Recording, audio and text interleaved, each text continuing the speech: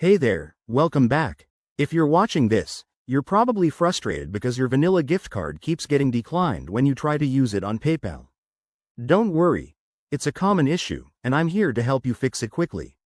This guide is tailored for 2025, so we'll cover the latest tips and tricks to get things working smoothly. Let's dive right in. First off, understand why this happens.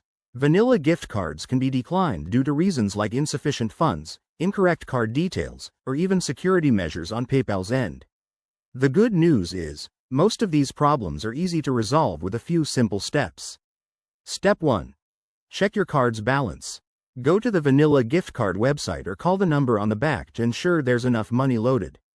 If it's low, add funds or choose a smaller purchase. Step 2. Make sure your card is activated. Sometimes, cards need to be activated online or via phone before they can be used. Double-check this in your email or the card's packaging. Step 3. Verify the card details in PayPal. When adding the card, enter the exact information, card number, expiration date, and CVV, without any typos. Also, ensure the billing address matches what's on file for the card. Step 4. Link the card properly. In PayPal, go to your wallet, add a new card, and select it as your payment method. If PayPal flags it for verification, you might need to confirm your identity or complete a small test transaction. Step 5. Watch out for restrictions. Some vanilla cards have limitations on online use or specific merchant types.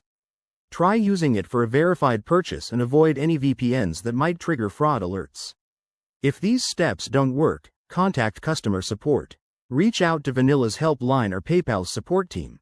They can investigate issues like holds or errors on their end. There you have it. By following these steps, you should be able to fix that declined vanilla gift card on PayPal in no time. If this video helped, give it a thumbs up and subscribe for more tech tips. Drop your questions in the comments below. I'll see you in the next one.